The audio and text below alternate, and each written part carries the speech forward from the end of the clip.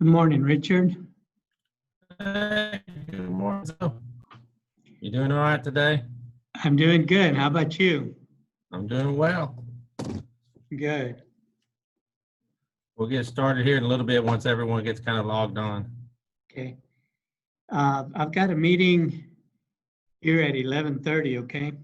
I'm Okay. at the Dallas Baptist Association office. Okay.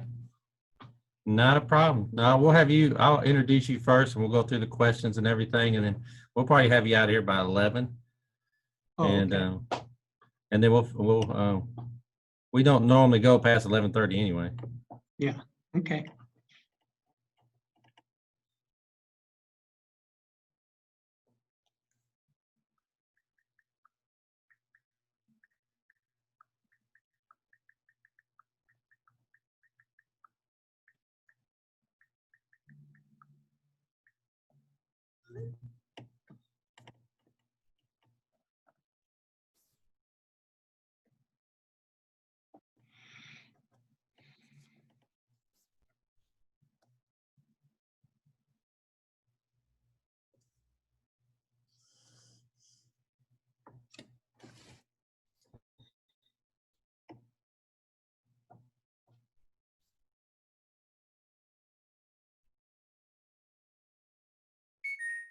Chrissy Ray.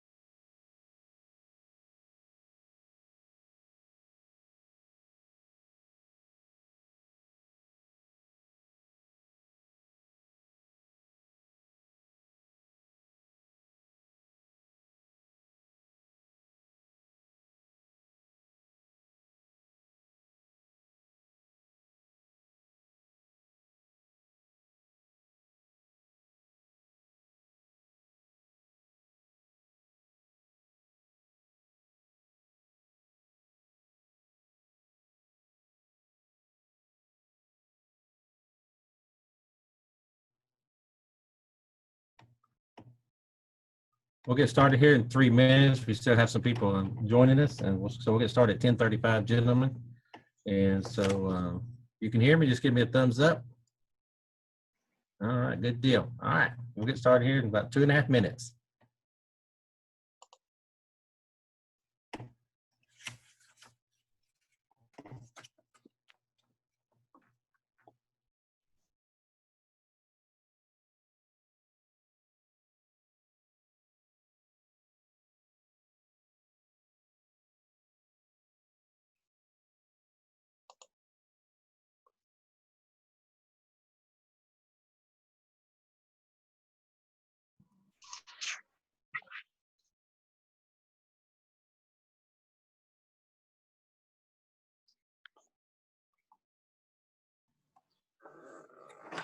Oh, there's Dan Curry.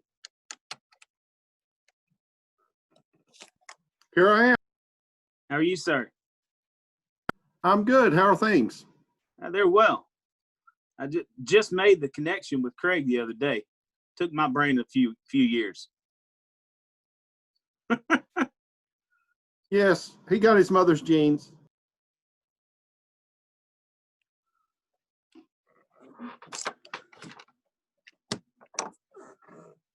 I think I saw it on Facebook. Saw y'all together and put 2 and 2 together finally.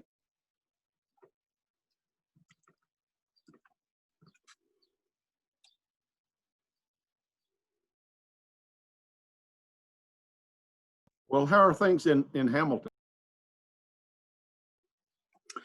They're good. I just got back yesterday evening. Got to go home and visit my mother for a few days. I had not seen her since Christmas, and so it was time to go see Mama. And things are good here. We're gonna have our first in-person service on Sunday. We've got a big tent rented, so we've been praying for rain, but now we're praying for no rain Sunday morning, so we can have our outdoor worship service. Where did you find a tent? Special Event Rentals in Waco. It's a 40 by 60 pole tent. $810 to rent for the day, for the weekend. But that was the cheapest by far. The next one up from that was over $1,300. So your intent is just to do this one time? One time. Our intent is to do it in a tent one time. Yes, sir. We think. We might move back into the sanctuary July 19th. We're going to do online only on the 12th and on the 5th and the 12th. And we may move back in the 19th. I'm going to be in Montana the 5th and the 12th. So I can't start back inside while I'm gone. So I'm going to preach for the 5th, and I got Ryan Jesperson is going to preach for the 12th. We're actually going to record the same day on the 3rd. He's going to come down here and preach in the sanctuary. I'm going to preach and he's going to preach, and we'll record 2 sermons back to back. So it'll be a lot of hot air in the sanctuary that day, I'm sure. Hey, Drew, tell Dan the first time that you went west of Dallas, the first time you'd ever been to West Texas, and what you thought of it and everything. Oh, good Lord, man. Until July the 4th of last year, I had never traveled further west than Brownwood, Texas. I didn't know it was anything past that. I'd heard of these places, but didn't know they existed. And so we took off and left Hamilton that morning, and we drove to Denver, Colorado in one day. That's halfway with 4 kids. And anyway, we got up there, and I kept thinking, I had heard people for 4 years tell me, oh, we went to Mississippi last year. It was so pretty. And I could never understand that, because I'm like, well, if you like pine trees, I guess, after I drove out through all that, I understood what they meant. I really did. Because there's a lot of nothing when you drive west. Now, when you get to something, it's beautiful. But there's a lot of nothing in between those somethings. Be careful, because that's where Dan Curry grew up. Well, He would probably agree with me. Some of the best people in the world come from West Texas, though. Right, Richard? 100%. Well, if nothing else, the sunsets are gorgeous. Oh, I bet. Oh, first time ever. I'd never been to Colorado, you know. And so we pulled off to get gas somewhere. It was about supper time, and my wife says, you know, we need to get something to eat. I said, well, I saw some kind of little drive-through hamburger chain, must be local, something on the way in here. And so we're filling up with gas, and I get through, and we head back towards the interstate. And she said, well, what was the name of it? I said, Strawberry something. And she said, Strawberry. I said, I guess it's like Dairy Queen is in Texas. I don't have a clue. And we got a little closer, the sign said Strawberry Fields. And so I thought, well, that's interesting. Wonder what kind of hamburger chain this is. Well, we pulled in there. It wasn't a hamburger chain. Matter of fact, the only food they had on the menu were brownies. The rest were all herbal remedy products. I didn't know. Well, were the brownies also made with marijuana? I don't know. I just know the kids slept real good and woke up hungry. Well, on that note, we'll get started. Oh my goodness.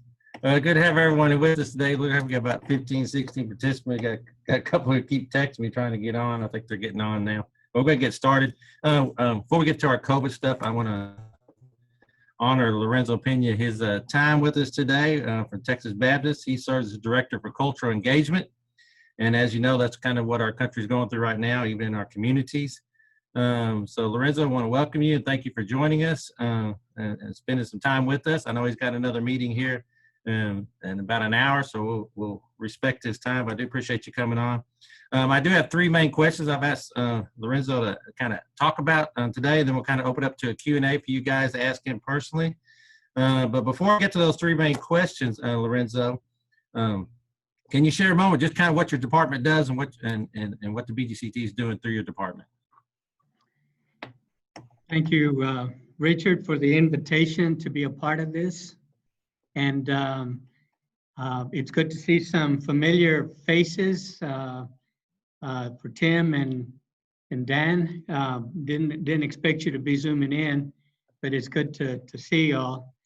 And the rest of you, I've seen, you know, at some point or another in the last few years. But I wanted to say hi to my longtime friend and mentor, Bob Bray. And I've always appreciated him and his leadership and what he provided for Texas Baptist for many years before he retired. So it's good to see you, Bob.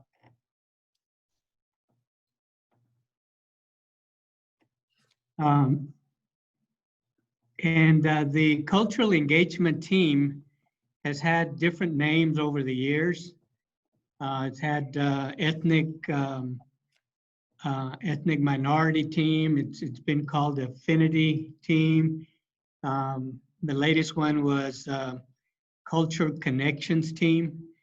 And so when they asked me to lead this team about 6 years ago, we moved at trying to figure out how to best identify what our team does or have done and we desire to do. And so we landed on the term cultural engagement.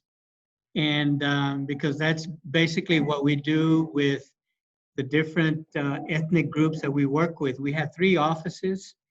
One is called the Intercultural Initiatives.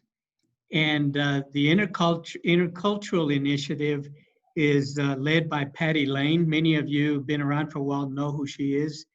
And she's an interculturalist. She's very diverse, understands different cultures. And so she's had a lot of experience with Texas Baptist. And so she works with about 300, maybe 325 intercultural churches. Now those churches, many of them will be Chinese, Vietnamese, Cambodian, there'll be Iranian, there'll be Lebanese, there'll be some from Africa. they come from all over the world, and they have immigrated here, and they've been here for years, and so they've established roots, and they're reaching some of those populations. Intercultural populations are very large, and in some of the big metroplexes especially, but they're scattered everywhere in Texas. And so she works with that ministry in trying to connect them to Texas Baptist. Like I said, there are about 350 churches. Also work with about 900 African American churches. Roy Cotton leads that effort. Matter of fact, he's been leading that office, African American Ministries, pretty close to the time that I arrived here, or when I became the team lead. Matter of fact, Charlie had passed away, and we needed to find somebody. And so during the transition, Roy Cotton served for about 2 or 3 months, and then we just went ahead and called him to be the director of that ministry. He's very well connected, very understands and knows the churches very well that he works with. And so we have about 900 of those. And that particular group has grown quite a bit in the last 5 years. I remember when I first started in 2000, there were maybe about 500 African American churches, maybe less. But now we have about 900 of them. And so, and continue to add African American church to the Texas Baptist family. And then we have the Office of Hispanic Work. That has been around from the 1962 when the Unification Agreement was signed with the Mexican Baptist Convention, with the Baptist General Convention of Texas. And the churches then merged to be a part of Texas Baptist under that umbrella. And so there's been a long relationship with Convención and Hispanic work that goes back a long time. And so that office is led by Rolando Rodriguez, and he's been there for about 8 years as a director. And there are about 1,100 churches that are called or classified as Hispanic. Now, most of the Hispanic churches are, if they are bilingual or they are Spanish speaking, they pretty much fall into that category. But we do have some churches that are English speaking predominantly, and they do identify with Texas Baptist in other ways other than through that ministry effort. But the majority of the Hispanic churches are serviced by that office, as they are by the African American office, as they are by the cultural or the Intercultural Initiative office. So that's by those 3 offices and ministries. We have about 41.5% of the Texas Baptist churches. I think it's 5,450 churches that we have that are Texas Baptist. So about 41.5% of them fall into the ethnic category, or whatever term you want to give that. And so that's quite a bit of responsibility and territory and reach. And so I'm glad to serve as their director in leading them and guiding them as we move forward in accomplishing the Great Commission and be a part of who we are as Texas Baptist. We do that basically with 4 things, Richard, and I'll end with that part. We connect, we collaborate, and then we contextualize. Connect, obviously, with the churches. You got to connect with them. But we also connect with the staff of Texas Baptist, who we collaborate with. So we have to work really hard at collaborating in order to reach the needs of all of the ethnic churches, because not all of them are language that are different from English. And so then we also contextualize. Materials need to sometimes be contextualized for them. And we've added a last one, and that's celebrate. I believe the celebration is a key piece of what we do as a cultural engagement team and what ethnic churches expect. Celebration is very much high priority, and so we're working on how to do that more effectively with them. So those, basically, in a nutshell, that's what we do, Richard. Well, that's a big nutshell. Appreciate all the work that you're doing there. So 3 questions I sent Lorenzo ahead of time, but I'll ask him so y'all can hear those questions. Then we'll open up to Q&A. Can you just share, Lorenzo, your heart concerning really the racial climate that's impacting our country right now? Just for personally, how you feel about what's going on. Well, on a personal basis, obviously for me, I'm heartbroken individually and also as the leader of our cultural engagement team. And primarily because of what's going on with our African American community. My heart goes out with them, the pastors that I know and relate to, and obviously with Roy. And it's been a very tense time. And I'm heartbroken because, you know, I would think that after so many years that we've had discrimination and in many cases sometimes underlying racism, you know, a lot of folk don't understand there's a difference in the two. And racism is really the one that damages relationships and damages our testimony as believers, damages what we do as a country, damages how we relate to our leadership, whether it be the president down to Congress, the Senate, and other parts of our government, and how we handle things. And that's in general. Now I cannot say that I have grown up knowing the discrimination and racism that the African American community has faced. I grew up in the 50s and 60s in West Texas, and that West Texas that we were just talking about just a while ago. And Ballinger is my hometown, and that's south of Abilene and east of San Angelo, if you know where Abilene and San Angelo are. And it's a small community of about 5,000. And we had a pretty large Hispanic numbers there in the 50s and 60s. And we also had a smaller number of African American families that also lived there. And so when I grew up in my area, we were segregated and mostly allowed to own property only south of the tracks. I don't know if that's common in a lot of the smaller towns.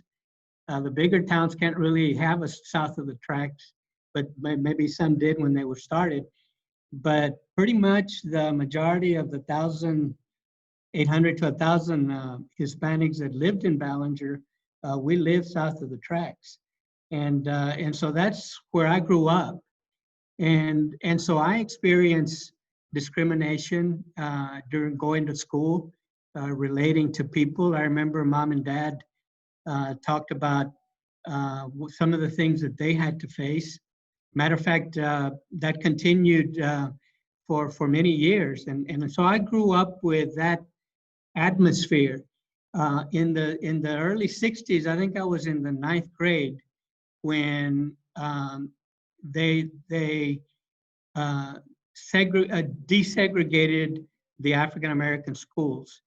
Hispanics didn't have to go to their own school. We actually went to the public schools for the whole city. And I remember when that happened, getting to know some of the African American people that came there. And so I became very close friends with Bryce Jernigan, and he was one of the African Americans that came. He was the son of a pastor, and so I got to know him very well, got to be close with him. And so one of my closest friends was an African American. And so understanding their plight, understanding what they had to face, not really understanding, well, why did they have to have their own school just for them? And so all of those questions surrounded my growing up years as a teenager and as a young adult. And a lot of those I faced myself. Matter of fact, one of the things that my dad said to me and I don't mean for this to be derogatory, but he said, you know, we are a minority here, and his world was obviously where we lived and parts of Texas that we traveled to. He didn't have a worldwide view or even a country view. I mean, we never really went out of our country, out of Texas, except when we lived in California for about a year and a half when I was very little.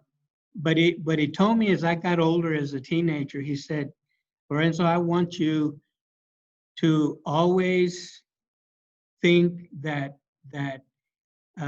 you are important and that you've been created by God equal to anybody else. And never think that you're less than anybody else. But you also need to do your part of becoming educated, because we live in a city, country where education is important. If you plan to have a job better than me in shearing sheep and working out on the fields, then you need to get an education. You need to finish high school, but more than that, you need to finish college. You need to go to college. And he says, I want you to learn Spanish. And because the Spanish we spoke, by the way, was not real Castilian or the best Spanish that is known. It was what we call Tex-Mex. And it was a mixture of English and Spanish, more English than anything else. And so, but he said, I want you to learn English well. Now you may think, well, that's debatable whether you know English pretty well, but that was his challenge to me. He says, I want you to know English as well and as good as any other Anglo person. He said, because you need to know that in this world, because we're a minority and this is an Anglo, those are the terms he used, this is an Anglo world. He said, you're going to have to learn how to also understand how they think, how they work, what are their thoughts. And you cannot work well if you don't understand them, so that you won't be always underneath the thumb of somebody else that is not of your race. He says, so you be proud of who you are. God created you this way, and then God is going to honor that in your lifetime. And those were words that my dad said, uneducated, 5th grade education, wisest words that he ever gave me. So those have been close to my heart. And so in growing up and raising my family, this is the way we raised our family. Yes, that you are different, and you are going to encounter people that want to discriminate and tell you you're different. And because you're different and you're not like them, you're less class than them. You're less than them. And so we had to teach that to our kids, but they grew up during a time where that was, you know, socializing with different ethnic groups was important. And so I think one of the best things that happened to us is that we took our kids to El Paso. We moved to El Paso in 1984. And so both my oldest and youngest pretty much grew up the remainder of the elementary and high school years in El Paso. As a matter of fact, when we moved there, my oldest son came back from school one day. My youngest was just in kinder at the time. And so my oldest son came back from school one of the first days of the week, and he said, Dad, he said, oh, I am so happy to be here.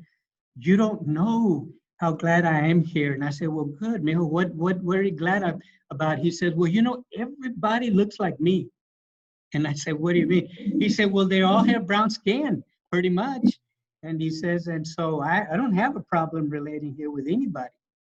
And so that allowed us to even understand that culture. I had to learn that culture. Even though it's predominantly Hispanic, I had to learn a culture that comes from Mexico and other parts of Latin America that have immigrated in El Paso. I had to relate to El Pasoans, cowboys, and others that had been there for generations, and that culture of how they lived in the old El Paso, and they had generations following them, and those new ones that were coming in. So it was a totally different borderland culture that I had to learn. So all of us have to learn different ways of relating to the culture we're in. Each of you are in different areas that have its own culture. So culture is not just about ethnicity, but of course, right now we're talking about ethnicity. And so, yeah, all these years, I thought that we would be further along, and I think we are. But I think that what's happened in the last month indicates to us that we haven't gone far enough. Mm. That there are things that we all have to do. And so those are things that concern our cultural engagement team and how we move forward in helping Texas Baptist not only be diverse, but be understanding of each other's cultures and how we do church together. So that's a very quick version. I mean, there's a whole lot more that I could say, Richard. Well, that's fantastic. Yeah, I was on a lot of intercultural Zooms this past week. African American Fellowship put on one as well. One of the best quotes I heard was, we were created to be unified, not uniform. And I really like that statement. It's a good term. And that's the way God intended it to be, because we're all wonderfully, beautifully made in the image God wanted us to be made in. So Right. my second question was for you, if you can narrow it down, and because I think we're all trying to come up with some practical ways that we can move forward past this, what are the maybe three main issues, or if you just have one that needs to be addressed before moving forward with healing and understanding what's going on right now? Yeah, let me share this one first. I've got Okay. three, and if I don't get to those, because of time, I'll make sure I cover the first one. I think if we're going to be a part of creating change, which I believe that's a responsibility all of us have, pastors, lay people in our churches, leaders in our convention, we can't just put this aside and hope it goes away. This is something that we need to face on. We need to acknowledge that there's a problem. That's number one. And if we don't acknowledge that there's a problem, then we can't move forward. And acknowledging that means more than just saying, well, yeah, I understand what's going on. But acknowledging that this is a problem is actually saying, and where you say to your mentors, to your friends, to those you relate to in conversations, and you say, when you hear somebody that is derogatory about what's going on and saying, well, that they shouldn't be doing that because there's a lot of people that have been hurt, et cetera, et cetera, et cetera. And you're not acknowledging the fact that there's a problem either way, regardless of where you fall on that equation. And saying, I don't know what the answer is, but we need to fix this. It's just like having that drip in your faucet, which by the way, I haven't fixed yet. Having that drip in your faucet that drips, and it's annoying, but you say, I'll get it fixed, and you never fix it. Finally, it gets down to where your wife gets mad at you and it says, I thought you were going to fix this. And so then you fix it, or something else causes you to fix it, or maybe it floods the place because you let it go and eventually it became bigger than what it is. This is what sometimes goes on in our lives.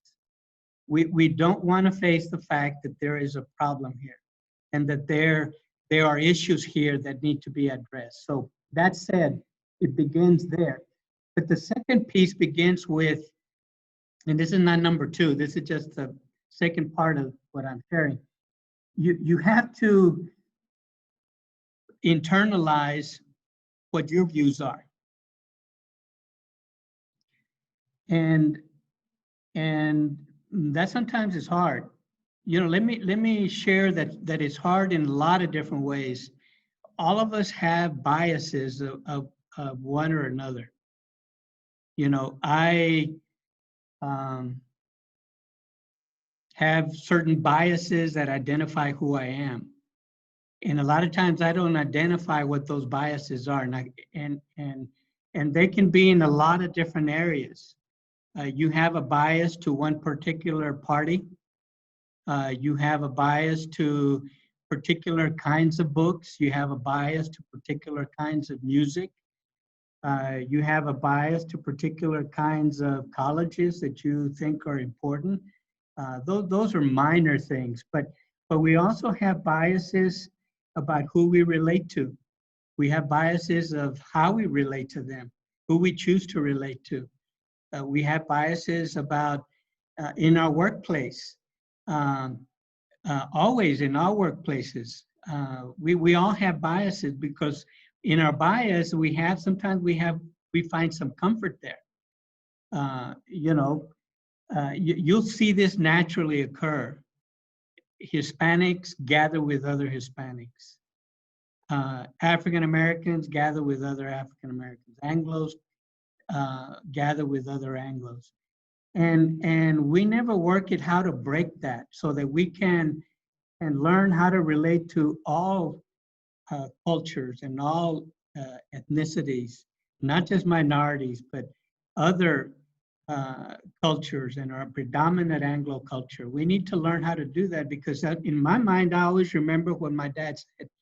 He said, as long as you're a minority, you've got to understand the majority culture and how they think and why they do what they do. And when you do that, then you understand why somebody does this. And you don't think, man, he has no sensitivity toward us. And so those are biases that sometimes we have. And we've got to understand how we are in our biases, what biases you have. I would trust that nobody on this Zoom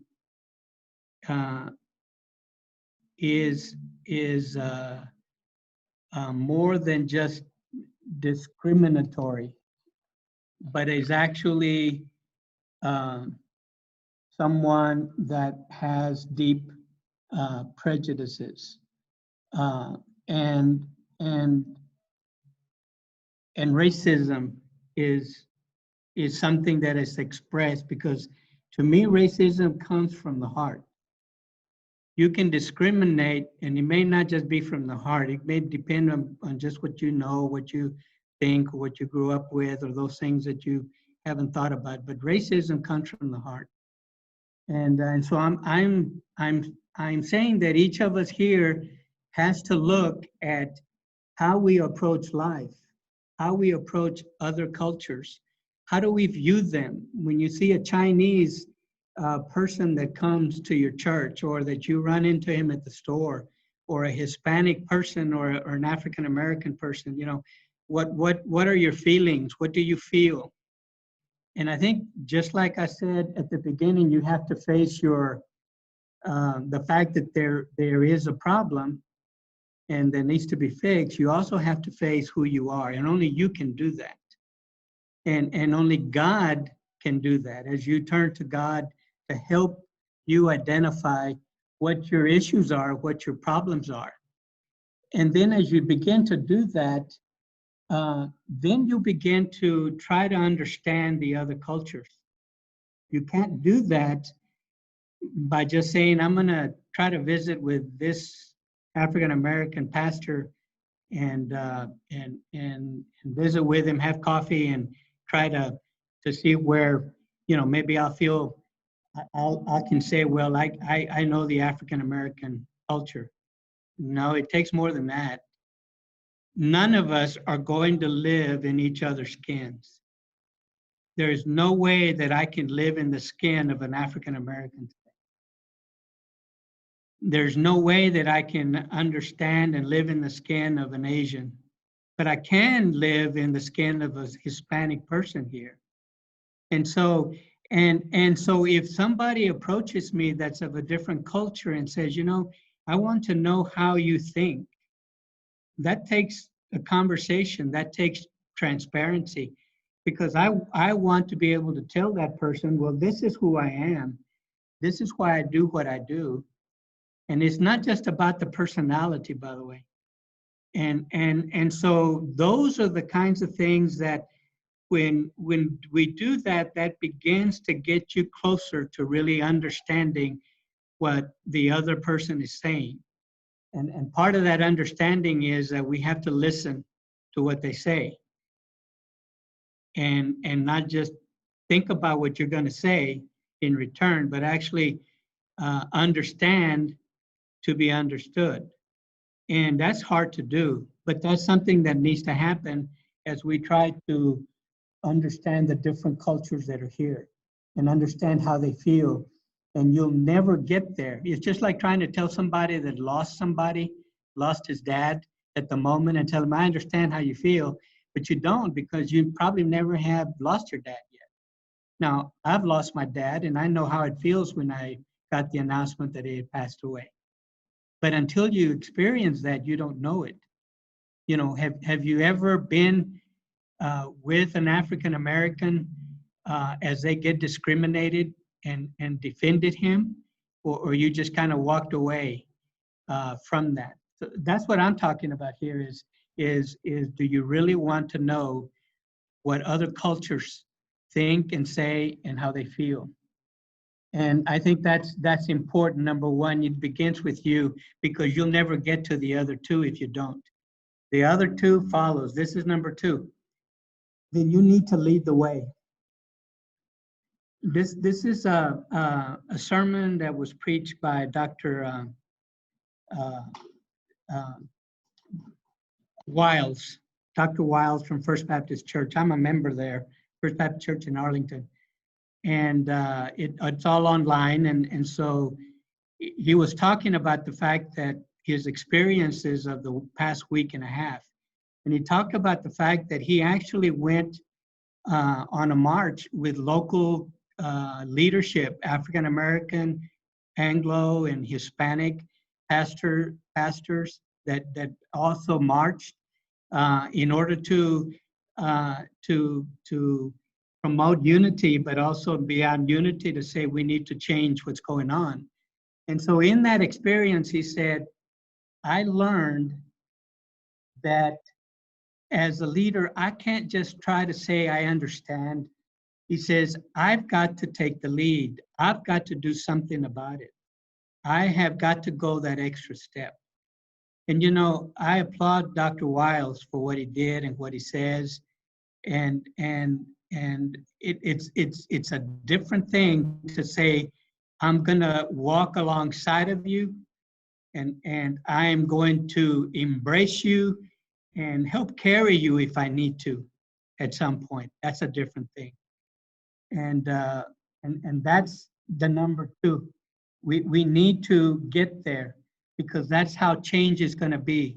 It's not just about minorities, and now in this particular time are African American that are protesting and that are marching. But it would be good if we joined in some of that sometimes. How do we support that? Or do we support that? And so I think that's something that only you can answer. And so you need to be that kind of leader. You need to be a change agent, and you need to be bold and courageous to be able to do that. Because I think that would be a hard thing for most of us to do. And the last one, it's not as complicated, because this is really what's being advocated, is support and advocate for improving equity, equality, and access to all those things that are being voiced: healthcare, education, security, finances.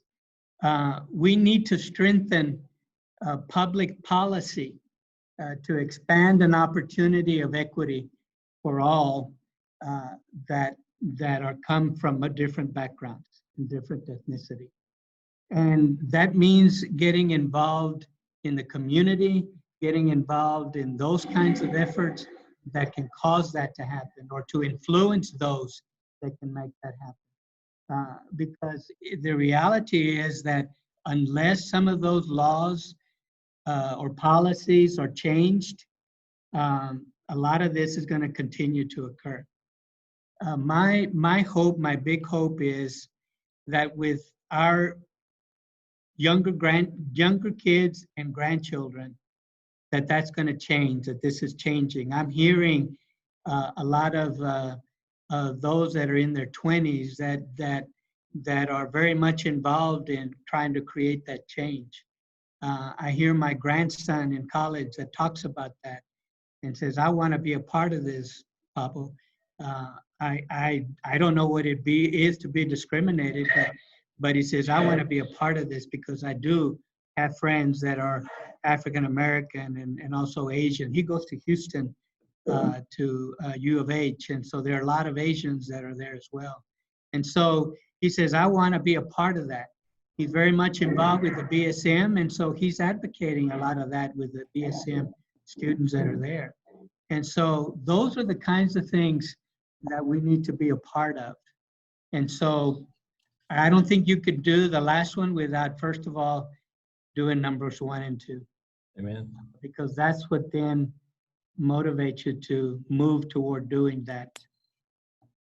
So that's just a nutshell, you know. That's a good nutshell. I appreciate that. That is awesome. Before I ask my last question, because those are some 3 great points we all need to address, pray over, and actually apply into our lives. Before I ask my last question, is there anyone like to have a question for Lorenzo that's with us today? Just unmute yourself and ask away. You do. Hey, Lorenzo, this is Brother Bob Ray. How are you, Bob? Hey, good to see you again, brother. I tell you, I appreciate you more than you'll ever know. When you talk about, we've been talking about here with one meeting about sitting, knowing one another, and I think that's really critical. And when you say you've got to sit down with more than just getting to know somebody personally and drink a cup of coffee with them, eat dinner with them. What I'm going to ask you is and I've read Patty's book about 2 or 3 times. It's a great book, but what I'm wondering is what concrete thing you say understanding like African American culture. I want to know from you how are you going to go about doing that? Well, I'm sure there are a lot of books that are out there that you could do. Michael Evans just wrote one, but it has to do with the African American church. I think that's a beginning place. Y'all know Michael Evans. He's Dr. Evans. He's our president. Yeah, I know Michael really well. Second year, and he's written a book. I don't know when it's going to be out, but other than that, there are so many books written by African American authors that describe their background or talk about their history. I think that's a beginning point, getting to know as much as you can about their history. For example, I don't know how many of us knew about Juneteenth, that whole event and why that's so important to the African American community. And I was surprised at how many people didn't know what that was. And so there are a lot of things that we don't know about history because it's not really studied in school. And so you need to acquaint yourself, first of all, with those things. And then, and because we're pastors or leaders in our churches, figure out how African American churches do work. And that's why I was suggesting Michael Evans' book, because I think he wrote that in that perspective. And the challenges that they have in ministering to the African community and growing an African American type church, and there are different kinds of churches. And so that's one. But the other is you can do this by just getting to know someone and create intentional interactions with that African American, whether it be like in your cases, I would start with the pastors that are African American there. You know who they are. And again, you got to begin in establishing the relationship. Coffee, let's go out, let's talk. But most of that is usually chit chat and how are you doing in your church, et cetera, et cetera. But then actually create intentional interactions with them.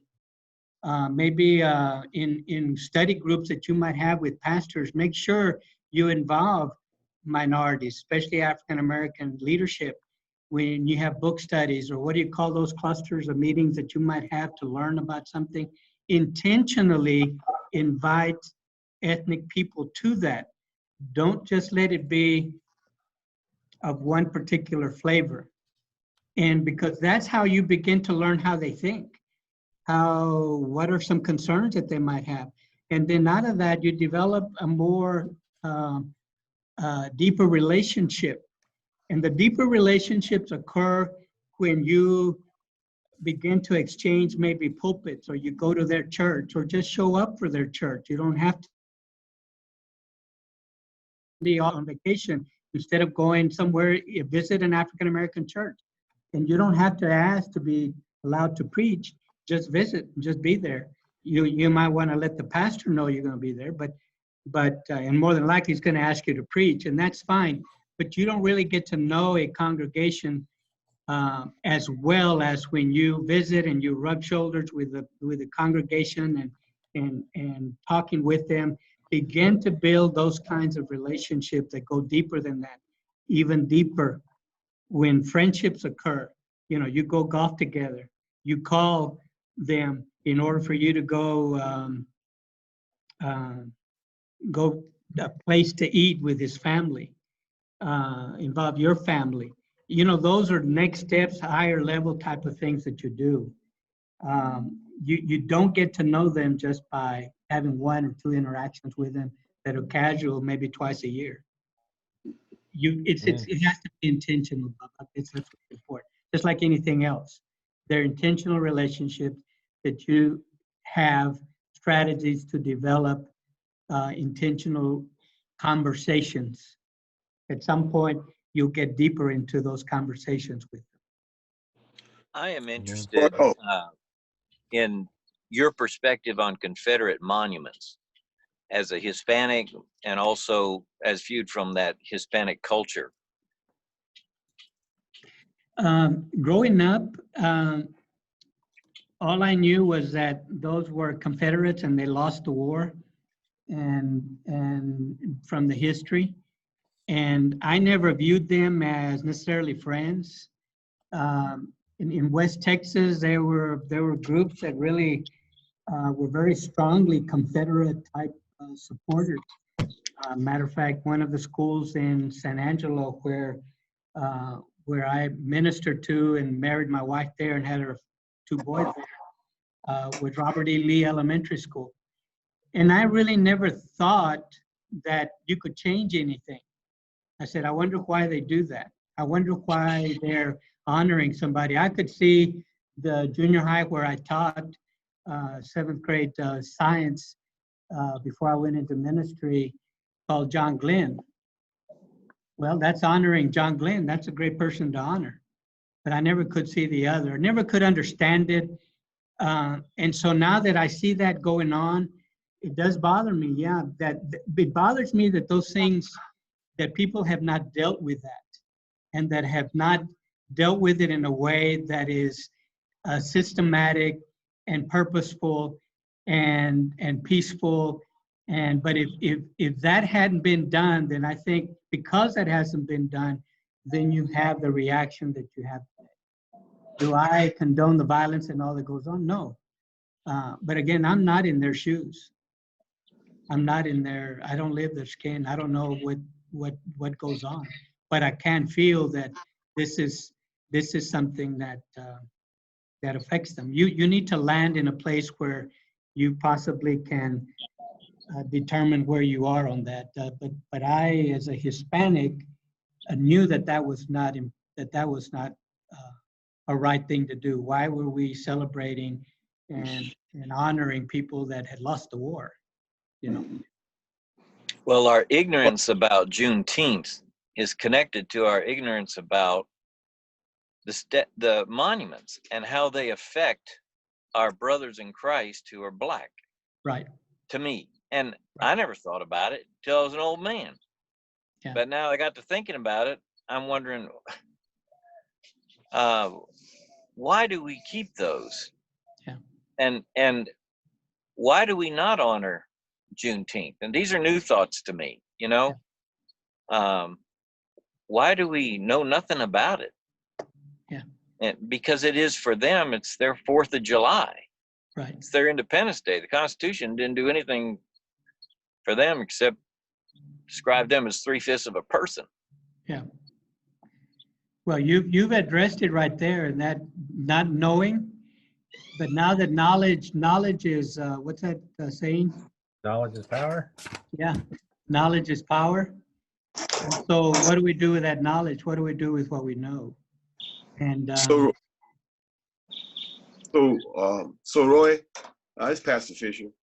Can you hear me all right? Can everybody hear me? Yeah, yeah. Okay. Okay. All right. So if I can address this from a point of view, from my point of view, because being a Black American, I still don't speak for all Black Americans. But if I can address it from my point of view, it's an enigma. It's like a constant reminder of oppression, of dominance, the dominance that people want you to think that they have over you. Of course, now as he talked about education and those type of things, we know better now, we understand better, but that is still present. It's ever present. It's like in your face every day. I guess it's kind of like a sword that you get, and if it don't do something about it, it's constantly a constant reminder of pain or agony or something. It disrupts you. So that's the point that I see it from, but yet you have to understand now, we was taught history, American history. So actually, as growing up, we embraced that as a part of our American culture because we are Americans, Black Americans. And so it was there, and that's what we was taught. So until we learned different, it really didn't bother, I would say probably didn't bother us as much as people thought it did because it was just a part of American culture. And that's what people, I think, get confused. They don't see us as Americans. It's just African Americans, but we are Americans. And so that's what it's like. It's an enigma that, well, you can get this far, but you won't get that far. Okay, so that was that. But Roy, I had a question for you that I wanted to ask you about, because you talked about advocating and getting a fellowship with other ethnic group. I think that's very, very important. But how I kind of believe that all these things start in-house, start at home. So what I'm saying is start in our own culture. How do we do that? Redefine how our own culture or perceive another ethnic group. I mean, we could be living next door to a person and we know that they have, we all have prejudice. Thank you for saying that. But you know that they are prejudiced against certain type of people, certain things. How do we, approach those people and get them to see that, well, this person is not what you perceive them to be? I think we got to start to work in our own cultures in order to move over to the next culture, if that makes sense.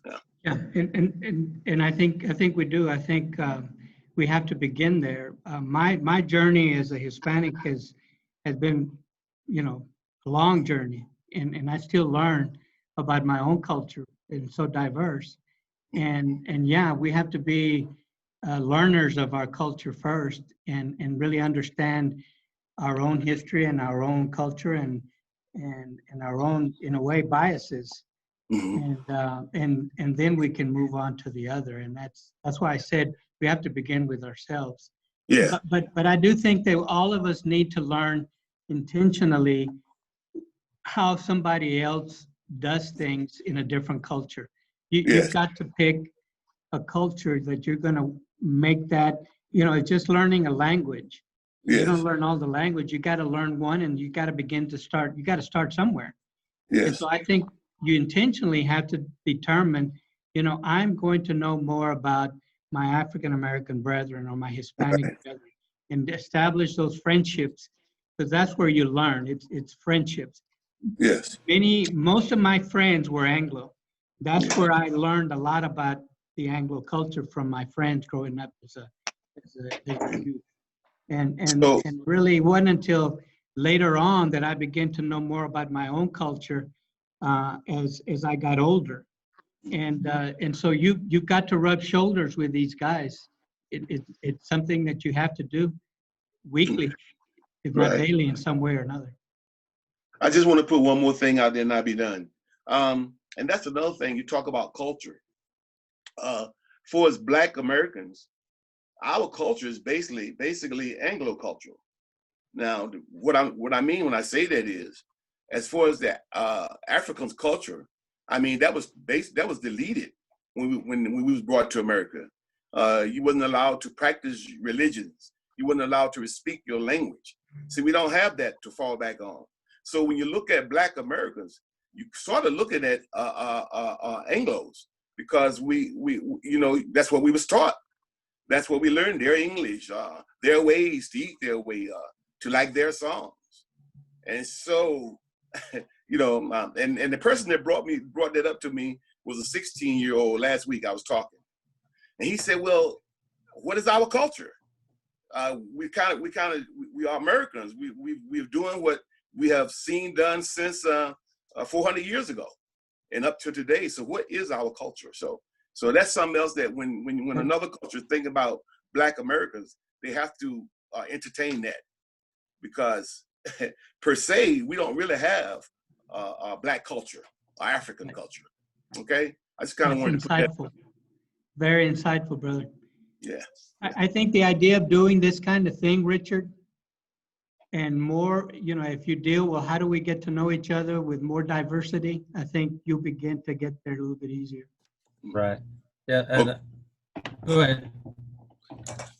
I just want to remind everyone, you know, I'll tell Lorenzo this, you know, 2 weeks ago, we had a Tri-Rivers Intentional Fellowship where we invited all our people of different races and ethnicity and come together. And we had 16 pastors and ministers come from all different races in the Tri-Rivers area. We had some great dialogue. But the amazing part to me was we all came in, of course, we're sitting 6 feet apart, so forth, social distancing, but everyone sat with their culture. Even the Anglo young people sat together, the Anglo older people sat together, Hispanics sat together, African Americans sat together. And, you know, I kind of gave my opening speech and I said, you know what, guys, this is unintentionally, this is where y'all sit, but different. You all need to stand up and go sit next to someone of a different culture. And so that's how we started out the meeting. So we had an intentional fellowship. We got another one coming up July 7th, where it's kind of called our next step. You know, everything that Lorenzo kind of lined out, which I appreciate so much. I wrote everything down. We kind of take that as a step-by-step process. And so we're trying to take that step, trying to learn each other's cultures, and then kind of figure out what that next step is, you know, to be practical and actually make a difference. And not just, it's not just so much, like I said in our meeting, not so much for ourselves, but definitely for our kids and grandkids moving forward. So you gentlemen, if you get our newsletter, it's July 7th at Coryell Community Church. In that meeting, if you can attend, just want to let y'all know that. Richard, Lorenzo, I want to thank you for your the time. meeting's coming up here in a minute. Yeah, I know. So I want to thank you for your time. I appreciate you. And I'm going to let you go. To know I appreciate you. Okay. Well, thank you. And thank you, guys. I enjoyed day. being with you. Thank you. And I hope to see you soon somewhere. Absolutely. Yeah. Thank you. All right, guys. All right, we've got about 5 more minutes here. And again, make sure you check our newsletter. That intentional fellowship meeting is be Zoomed as well. It's been going well. I want to change gears real quick just on the COVID deal. We had a couple of churches actually had to close down because of COVID-19 in the church. And I'm not going to give you all the numbers today. We'll put that on the minutes. I don't want to waste your time on that. Some of y'all probably know the numbers. They have gone up in our areas, not drastically, but they have gone up. Yeah. But we did have like Carlton Baptist Church. They had a member test positive, so they didn't have church on Sunday. They're going to let everyone kind of evaluate themselves, get tested if they need to. I know College Avenue, McGregor, they had several cases in that town. They actually closed their services until further notice. They're going back to the Facebook Live type services. So I just want to add, and we've had some students come back from camp with COVID-19 as well in some of our area churches. So my question for you is, has this COVID-19 impacted your church? And has it impacted you really at all? Are you still moving forward? So it's kind of, you know, speak your heart, kind of share what's going on, just so we can all kind of be aware of one another's needs. So go ahead and open it up to y'all. Well, it's up to you, Richard, but some of our we're an older church, and some of our older people, as they go to doctor visits, are being told to kind of shelter in place once again. And so they've let me know that, but we're still running about 50% capacity, not capacity, but 50% of pre-COVID numbers, what we were running.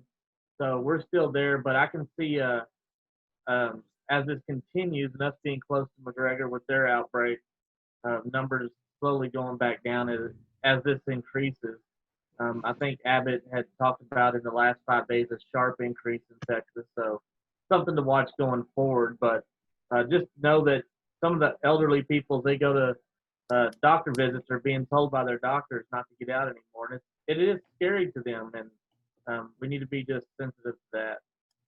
Amen. Good information. yeah. We Well- had we had a member of our church, Go ahead, Chris, was in say a that. nursing home. Excuse me? Go ahead, Chris. A member of our church was in a nursing home. She got COVID and passed away yesterday from it. Oh, really? Yeah. Yeah. Yeah, Huh. she passed away from COVID-19 yesterday. She was in a nursing home.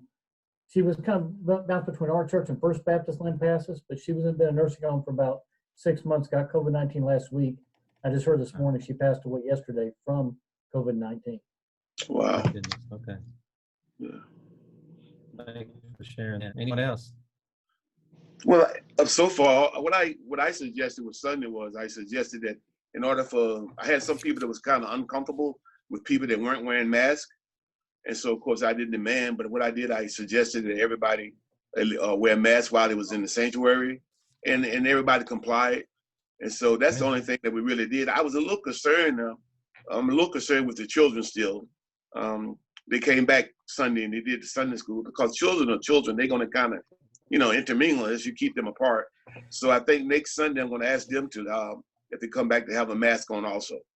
And the older people, about 2 or 3 that I do have, they're not back yet. So that's about it. Okay. Yeah. Very good. Well, I can just give you a quick rundown for each of our areas. Coriel associates the active cases, 252. ERAF has 20. Lampasas has 10 active cases. And Hamilton has 10 active cases. So everyone's kind of gone up a little bit. Yeah. And so just be in prayer for that. Pray for people that are still working in the healthcare, and they definitely need to be protected so they can take care of not only of those with COVID, but everyone that comes to the hospital doors. So you need to take care of them. Does anyone have any final words or anything before we close out? I do appreciate everyone coming on, and I think Lorenzo gave us some great thought to be thinking about, and maybe we'll pray over and apply in our lives as well. Let me Well, if ask not, y'all. Nathaniel, go ahead. Yeah, go ahead, Tim. Let me ask y'all to remember, Melody and I just got back from the Panhandle from, I wish Dabs was on here because I could make him go there. We just got back from Spearman, Texas. And if you don't know where that is, just think South Kansas, okay? And we're at the tip top. But anyway, we we were coming back and we had received this word, and it's a church that's not in my area, but the sanctuary and offices of First Baptist Church, Aspermont, Richard. That's about 70 miles, Dan, maybe 70 miles north of Abilene. That church burned early this past Saturday morning, and burned to the ground. I took pictures. I went by there yesterday, and the pastor there is Kenny Platt. His son, Keith, is the BSM director at Howard Payne. And all of Kenny's library, his notes, things like that, all of these things burned. All of the office burned. They do have a nice fellowship hall, family life center where they can meet. But I just ask that you remember First Baptist Church, Aspermont, and Kenny Platt is the pastor there. Absolutely. Thank you, Tim.